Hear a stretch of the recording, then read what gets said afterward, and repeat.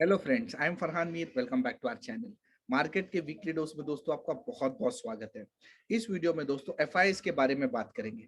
हर YouTube channel पे, हर media पे, हर जगह सिर्फ एक ही हल्ला मचा हुआ है कि एफआईएस इंडियन मार्केट में बेच रहे हैं। इस वीडियो में दोस्तों हम लोग ये देखेंगे कि एक्चुअली एफआईएस नेट में नहीं बेच रहे हैं, एफआईएस एक्चुअली बाय कर रहे हैं। और जिन सेक्टर्स और जिन स्टॉक्स में एफआई बेच रहे हैं वो कौन से स्टॉक्स और सेक्टर्स हैं, बिकॉज आने वाले सालों में वो बिल्कुल परफॉर्म नहीं करने वाले हैं।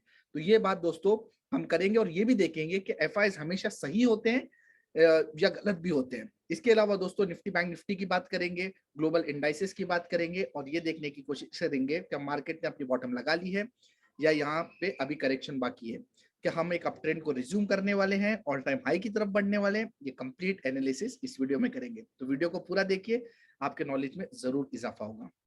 तो आगे बढ़ने के पहले अगर आपने चैनल को सब्सक्राइब नहीं किया तो सब्सक्राइब कर लीजिए, बेल आइकन को प्रेस कर लीजिए, वीडियो को लाइक और शेयर जरूर करना। डिस्क्रिप्शन में टेलीग्राम चैनल का लिंक दिया हुआ है, उसे आप जरूर ज्वाइन कीजिए। वहाँ पे काफी सारी चीजें, ट्रेड्स, मार्केट व्यू वगैरह मैं शेयर करता रहता हूँ, जिससे आपकी लर्निंग और अर्निंग बढ़ती रहेगी। तो चलो दोस्तों शुरू करते हैं। तो सबसे पहले आगे बढ़ने के पहले एक इंपॉर्टेंट अनाउंसमेंट मैं आपके साथ करने जा रहा हूँ। फर्स्ट ट्रेड की नई बैच हम लोग लॉन्च करने जा रहे हैं and we are launching from 7th of Jan। तो इस बैच में दोस्तों क्या क्या कंटेंट्स वगैरह होने वाले हैं, ये कंप्लीट इंफॉर्मेशन यहाँ पे दी हुई है। अगर आप फर्दर इन डिटेल्स जानना चाहते हैं तो यहाँ जो नीचे नंबर दिया हुआ है उस नंबर पे आप मुझे व्हाट्सअप कीजिए फॉर फर्दर डिटेल्स। एक सिंपल सी बात है, अब मैं ये मानता हूँ कि जो भी ये वीडियो देख रहे हैं या इस मार्केट में हैं, इन्हें कम से कम 6 से 8 महीना तो इस मार्केट में हो चुका है, बिकॉज ज्यादातर लोग इस मार्केट में लॉकडाउन के टाइम पे आए हुए थे, जब लॉकडाउन लगा था। तो अगर आपको 6-8 महीना हुआ है, साल भर हुआ है इस मार्केट में, बस somehow because of any reason आप लोग मार्केट से पैसा नहीं बना पा रहे हो, तो भाई this is the golden opportunity for you people. Enrol कीजिए और सीख समझ के इस मार्केट में काम कीजिए। देखिए ना, अगर आप पैसा नहीं बना पा रहे हो तो इसका सिंपल सा मतलब है you are wasting your time in the market. इससे अच्छा तो भाई आप जो काम कर रहे हो, जो प्रोफेशन कर रहे हो, जो बिजनेस कर रहे हो, आप उसमें और मेहनत कीजिए और वहां से आप ज्यादा रिटर्न बना सकते हो। बट अगर आप मार्केट में सही से काम करना चाहते हो तो इसके लिए प्रोफेशनल एजुकेशन की जरूरत है। बहुत सारे लोगों से मैं पूछता हूँ तो वो लोग बोलते हैं कि हम लोग सीख रहे हैं, धीरे धीरे सीख ही जाएंगे। तो आप सीख जाओगे, ये तो मैं भी मानता हूं, अगर मार्केट में टिके हो तो आप सीख ही जाओगे, लेकिन उसके लिए आपको साल 2 साल 3 साल का वक्त देना पड़ेगा कम से कम। तो इस मार्केट में जो आप पैसा दे रहे हो वो तो फिर भी कमा लोगे, लेकिन जो वक्त जा रहा है उसका कोई कीमत नहीं है। और जो वक्त जाएगा ना, साथ में वक्त सिर्फ नहीं जाएगा, साथ में पैसा भी जाएगा। तो भाई this is the golden opportunity for you people. 7 जनवरी से we are starting with the batch. If you are interested you can WhatsApp on the below number. तो दोस्तों टॉपिक की बात करते हैं। क्वेश्चन ये आ रहा है कि हर जगह ना एक ही हल्ला मचा हुआ है कि एफआईएस बेच रहे हैं, एफआईएस बेच रहे हैं। कोई भी यूट्यूब चैनल खोलो एफआईएस बेच रहे हैं, कोई भी न्यूज चैनल खोलो एफआईएस बेच रहे हैं। पहली बात तो हम ये देखेंगे क्या एफआईएस हमेशा सही होते हैं या नहीं होते हैं। तो इसके लिए मैं आपके सामने डेटा शेयर करना चाहता हूं। ये आप डेटा यहाँ पे देख सकते हो। आप अगर देखोगे इंडियन मार्केट में एफआईएस एक्चुअली यहां से बेच रहे हैं, अप्रैल महीने से बेच रहे हैं, और इनफैक्ट लास्ट 3 महीने में इनकी सेलिंग बहुत ही एक्सटेंसिव हो चुकी है। मतलब ऑलमोस्ट 1 लाख करोड़ इन्होंने लास्ट सिर्फ और सिर्फ 3 महीने में बेचा है और अप्रैल महीने से बेच रहे हैं। तो अगर हम निफ्टी का चार्ट देखें कि अप्रैल से अब तक क्या हुआ है, तो आप देख सकते हो अप्रैल में करीब करीब हम लोग 14,500 800 के आसपास थे, मतलब बिलो 15,000 थे। उसके बाद एफआईएस कंटिन्यूअसली बेच रहे हैं, लेकिन हम लोग अभी भी कंफर्टेबली 17,000 के आसपास हैं। ऑल टाइम हाई हमने 18,500 के आसपास लगाया। इसका क्लियर मतलब ये है कि भाई अगर एफआईएस बेच रहे हैं तो क्या हम धाराशाही हो जाएंगे? इसका बिल्कुल मतलब नहीं है। बिकॉज अगर एफआईएस बेच रहे हैं तो सामने कोई खरीद भी तो रहा है। तो कौन खरीद रहा है? ये देखिए, अप्रैल से एफआईएस बेच रहे हैं ना, डीआईएस खरीद रहे हैं। सी इंपॉर्टेंट ये है कि भाई नेट में क्या हो रहा है, कोई खरीद रहा है कोई बेच रहा है, हमें इससे मतलब नहीं है। पैसे पे थोड़ी ना लिखा है कि भाई ये गोरे का पैसा है, फिरंगी का पैसा है, या ये इंडिया का पैसा है, कोई फर्क नहीं पड़ता। आप खुद सोचिए ना, आप स्मार्ट हो या एफआईएस स्मार्ट है, डीआईएस इंपॉर्टेंट है, एफआईएस स्मार्ट है? आप सोचिए ना कौन स्मार्ट है ज्यादा? वो आदमी जो बाहर बैठा हुआ है, फॉरेन में बैठा हुआ है, ठीक है, उसको इंडिया के बारे में ज्यादा पता है या आपको इंडिया के बारे में ज्यादा पता है? आप यहाँ रह रहे हो, आप देख रहे हो इस देश में क्या हो रहा है, क्या तरक्की है, क्या डेवलपमेंट है, क्या चेंजेस है। तो ऑब्वियस ये बात है, अगर हम खरीद रहे हैं तो भाई हम उनसे बहुत शाणे हैं, उन गोरों से हम बहुत शाणे हैं। तो हमें अपने पावर को अंडरस्टिमेट नहीं करना है, हम उनसे ज्यादा जानते हैं एंड हम लोग इन्वेस्ट कर रहे हैं तो कुछ सोच समझ के कर रहे हैं। और दूसरी चीज बात ये है कि एफआईएस जो बेच रहे हैं, एफआईएस के बाद आप समझिए एफआईएस के पास सिर्फ इंडियन मार्केट ही नहीं है, उनके पास पूरा ग्लोबल मार्केट पड़ा हुआ है। बहुत सारे इमर्जिंग मार्केट्स भी हैं, जैसे आप बोलोगे ब्राजील का मार्केट है, फिलीपीन का मार्केट है, चाइना का मार्केट है, बहुत सारे मार्केट है। इंडिया का मार्केट एक ऐसा मार्केट नहीं है जहाँ पे वो इन्वेस्ट करते हैं। तो पिछले अगर साल भर से आप देखोगे, हमने एक वीडियो भी बनाया था, उसमें बात की थी कि जो इंडियन मार्केट है उसने कंपैरेटिवली बाकी मार्केट को बहुत ज्यादा आउट परफॉर्म किया है। तो इसका क्लियर मतलब है कि शॉर्ट टर्म में इंडियन मार्केट ने एक अच्छा खासा डिसेंट सा रिटर्न दिया है। तो ऑब्वियस सी बात है ईयर एंड के आसपास एफआईएस थोड़ा सा प्रॉफिट बुकिंग करना चाहते हैं, जो प्रॉफिट उन्होंने कमाया, सो दैट इज नेचुरल, उसमें कोई बड़ी बात नहीं है।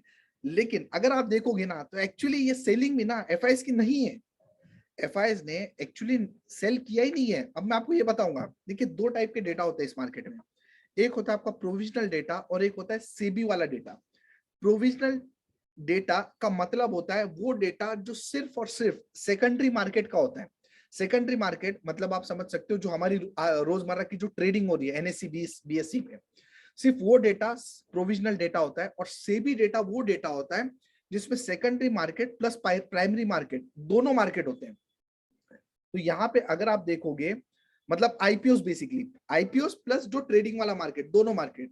तो अगर आप सीएम सीबी वाला डेटा देखोगे तो इसमें अगर आप देखोगे कि जो सेकेंडरी मार्केट है इसमें तो मैं मानता हूं कि साल भर में हमारी सेलिंग हुई है, मंथली आप देखो सेलिंग हुई है। लेकिन अगर हम दोनों डेटा कंबाइन करते हैं, primary market plus secondary market, तो आप बोथ मार्केट अगर आप कंबाइन करते हो तो आप देख सकते हो कि जो डेटा सिर्फ सेकेंडरी मार्केट में आपको 1 लाख करोड़ के आसपास दिख रहा था, वो यहाँ आप देख सकते हो करीब करीब 35,000 करोड़ के आसपास है। इतना डेंजर फिगर नहीं है।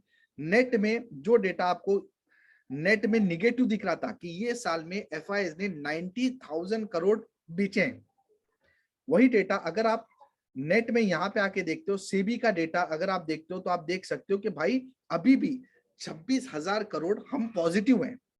तो इन फैक्ट जो आप देख रहे हो जो सेलिंग हो रही है वो एक्चुअली सेलिंग सेकेंडरी मार्केट में हो रही है और वहां से पैसा प्राइमरी मार्केट में लग रहा है। इसका मतलब है जो लास्ट वीक में आपने देखा, लास्ट वीक में इनफैक्ट मेरे ख्याल से 5 आईपीओ आए थे, ये नेक्स्ट वीक में भी 4-5 आईपीओ कुछ लाइंड अप है। तो ऑब्वियस ही बात है जब एफआईएस को वहां पे पैसा लगाना है तो कहीं से तो निकालेंगे। तो यहाँ पे इन्होंने सेकेंडरी मार्केट में प्रॉफिट बुकिंग की है एंड वही पैसा इन्होंने प्राइमरी मार्केट में लगाया। नेट में अगर आप देखोगे तो ये साल में अभी भी एफआईएस का पैसा इंडियन मार्केट से बाहर नहीं गया है, अभी भी हम पॉजिटिव हैं। इसका मतलब क्या है? इसका मतलब ये क्लियर है कि भाई यहाँ पे पैसा शिफ्ट हो रहा है, पैसा बाहर नहीं जा रहा है। दिक्कत हमको तब है जब ये इंडियन मार्केट से पैसा बाहर जाए, पैसा सिर्फ शिफ्ट हो रहा है, सेकेंडरी मार्केट से प्राइमरी मार्केट में आ रहा है, तो ये तो हमारे लिए पॉजिटिव साइन है, पैसा तो बाहर गया ही नहीं है, लोग बस ये देख नहीं रहे।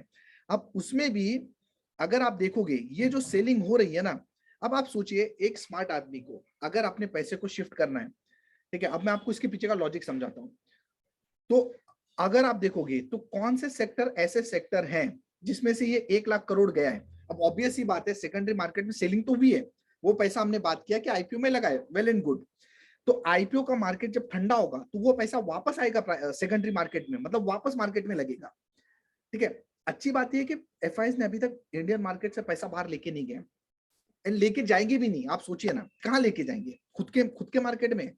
अगर कोई यूएस है खुद के मार्केट में, वहां पे क्या मिलता है इनको, 1, 1.5, 2% तो मुश्किल से इंटरेस्ट मिलता है, मुश्किल से। ऐसे देश में अगर ये गोरे अपने खुद के देश में पैसा लेके गए तो इनके पास क्या है? ना इनके पास कोई ग्रोथ है, ना इनके पास कोई इंटरेस्ट रेट है, बैंक में कोई इंटरेस्ट रेट मिलता नहीं है, ना उनके देश में कोई ग्रोथ है ना, मतलब वहां पे कुछ भी नहीं है, पैसा इनको यही लगाना पड़ेगा। अगर हम डबल डिजिट में ग्रोथ करते हैं, 15-16% की भी ग्रोथ करते हैं, तो भैया उनका देश तो वैसे 1-2% से ग्रोथ कर रहा है। तो ultimately they don't have option, उनको घूम घूम फिर के इंडियन मार्केट में वापस आना ही है। तो अब क्वेश्चन ये आता है कि इन्होंने बेचा कहाँ पे, ये जो 1 लाख करोड़ की सेलिंग हुई ये कहाँ बेचा है? तो इसके लिए आपको देखना पड़ेगा कि जो एफआईएस है उनकी जो होल्डिंग है सबसे ज्यादा कौन से सेक्टर में है ना, कौन से सेक्टर में, क्या लगता है आपको? कमेंट में बताइए अगर आपको पता चल गया कौन से सेक्टर में। बिल्कुल, उनकी जो होल्डिंग है सबसे ज्यादा बैंकिंग एंड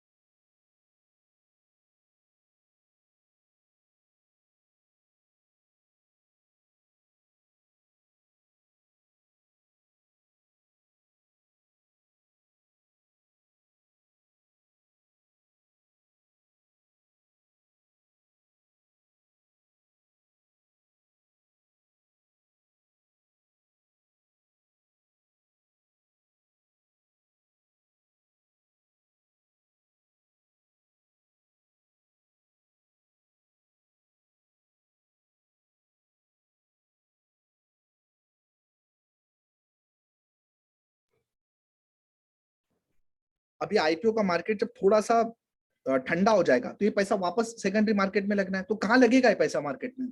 ऑब्वियस सी बात है, अब बैंकिंग फाइनेंस और एफएमसीजी में नहीं लगेगा क्योंकि वहां से तो अभी निकला है।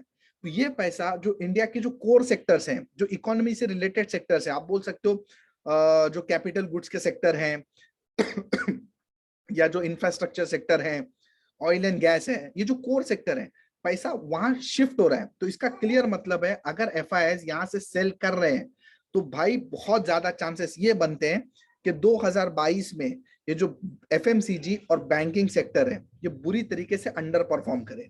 मैं ये कह रहा हूं अंडर परफॉर्म करे, मैं ये बिल्कुल नहीं कर रहा हूं क्रैश हो जाएगा या करेक्शन आएगी। तो अगर आप देखोगे कि निफ्टी ने लेट से 20% रिटर्न दिया एग्जाम्पल, तो हो सकता है जो बैंकिंग और एफएमसीजी है वो 8-10% रिटर्न दे। तो बहुत ज्यादा चांसेस है because of this FII selling FMCG और बैंकिंग अंडर परफॉर्म करे। ये रीजन की वजह से मेरा बिल्कुल भी एफएमसीजी और बैंकिंग में कोई भी एक्सपोजर नहीं है, whereas I am focusing more on economical stocks, economy related stocks. तो आई होप ये जो पूरा एफआईआईज का जो खेल है आपको समझ आ गया होगा। एक्चुअली दिस वीकेंड पे आई एम ट्रैवलिंग, सो आपको शायद से बहुत सारा नॉइज भी आ रहा होगा, but pardon me for that because I don't have option. So तो ये अगर समझ आ गया, अगर आपको समझ आ गया पूरा एफआईएस का खेल, तो भैया एक लाइक तो करो, अपने दोस्तों के साथ शेयर करो। अब चलते हैं मार्केट पे। अब मार्केट में क्या लग रहा है? मार्केट में जहां तक देखोगे, लास्ट वीक में जब आया था तो अब मैंने आपसे बात किया था कि अगर हम 16,900 को एक बार तोड़ देते हैं तो हम ये 16,400 तक जाएंगे। ये हमारे लास्ट संडे का जो वीकली डोज वाला वीडियो था, ये उसमें हमने बात किया था कि अगर 16,900 नीचे की तरफ कटेगा तो 16,400 जाएंगे। हमने देखा 16,900 मंडे के दिन ही कट गया और मंडे के दिन ही हमने करीब करीब 16,400 का लो लगा दिया। हाँ, ये मैं बिल्कुल मानता हूं, इतना फास्ट मूवमेंट तो मैंने एक्सपेक्ट नहीं किया था, बट हो गया तो ठीक है, कोई बात नहीं। 16,400 का लगा लो। उसके बाद शायद से ट्यूसडे के दिन मैंने यहाँ के बोला कि ये जो पैनिक सेलिंग हो चुकी है वो एब्जॉर्ब हो चुकी है, हम ऊपर जा रहे हैं। अब दोस्तों आगे क्या आप देख सकते हो, उसके बाद हमने एक अपमूव लिया एंड एग्जैक्टली ये जो ट्रेंड लाइन थी जिसको ब्रेक डाउन करके हम लोग नीचे गए थे, उसी ट्रेंड लाइन पे अब हमने एक रेजिस्टेंस माना है। अब वहीं पे हम रुके। अब आगे क्या पॉसिबिलिटीज बन रही है?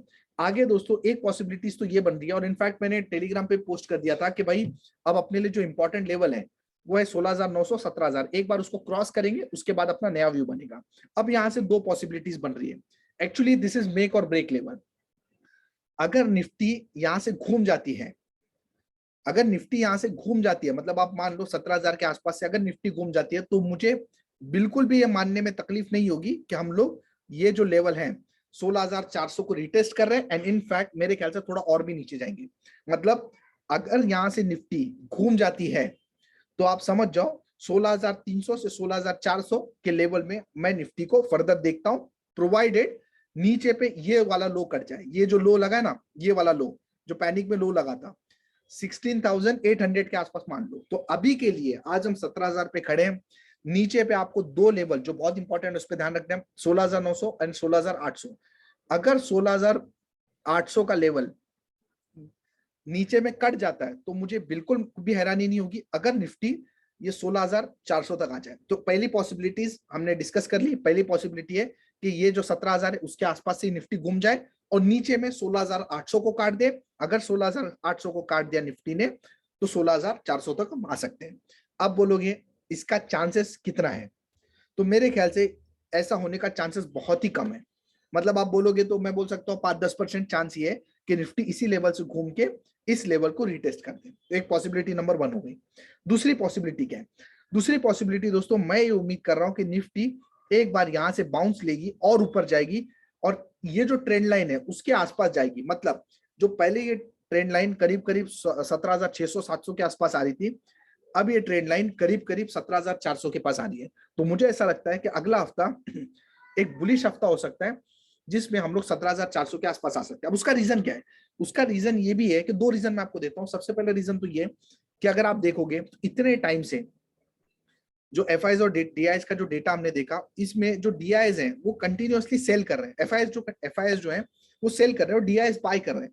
अब ये जो since this is the last week जिसमें अपना ईयर एंड है, तो एफआईएस जनरली छुट्टी पे होते हैं, ये क्रिसमस वगैरह मनाते हैं, उनका मार्केट्स वगैरह बंद रहता है, तो उनका एक्टिवली पार्टिसिपेशन नहीं होता है। तो अगर एफआईएस नहीं है एंड डीआईएस है, तो डीआईएस तो आप देख ही रहे हो कि उनका रुझान कहीं ना कहीं बाइंग की तरफ ज्यादा है। तो वो एक रीजन बन सकता है जिसकी वजह से हम यहाँ से और ऊपर जा सकते हैं। और दूसरा रीजन क्या होता है कि जब भी ईयर एंड होता है तभी जो म्यूचुअल फंड वाले हैं वो पैसा डालते हैं मार्केट में। म्यूचुअल फंड वाले पैसा इसलिए डालते हैं क्योंकि ईयर एंड के आसपास उनको अपनी एनएवी को एडजस्ट करना रहता है, तो वो लोग भी थोड़ा सा मार्केट को पंप करने की कोशिश करेंगे। So because of these 2 reasons I personally feel कि मार्केट को 17,400 के आसपास एक बार जाना चाहिए।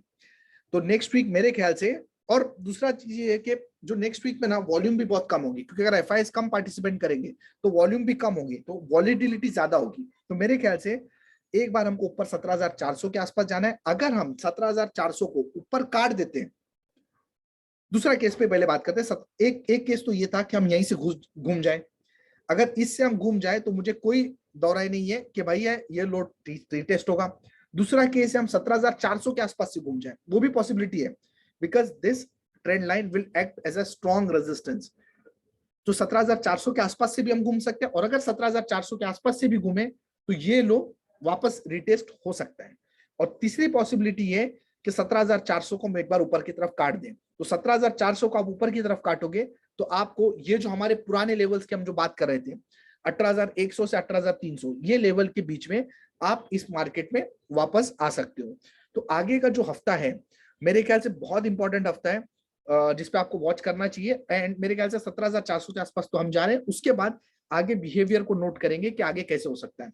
अब हम ऊपर क्यों जा रहे हैं उसका रीजन भी मैं आपको बता देता हूं कि हम ग्लोबल अगर मार्केट की बात करें तो आप देख सकते हो डाउ जोन्स, ये देखिए डाउ जोन्स बिल्कुल अपने ऑलमोस्ट लाइफ टाइम हाई के आसपास पहुंचा है। ये वो लेवल थे जब हमने बात की थी कि ग्लोबल मार्केट में ज्यादा गिरावट का चांस नहीं है, और आज आप देख सकते हो ये लेवल से अच्छा खासा ऑलमोस्ट 2-2.5 पॉइंट डाउ जोन्स ऊपर है। उसके बाद ये मार्केट था जिसके बारे में हमने देखा था जो आपका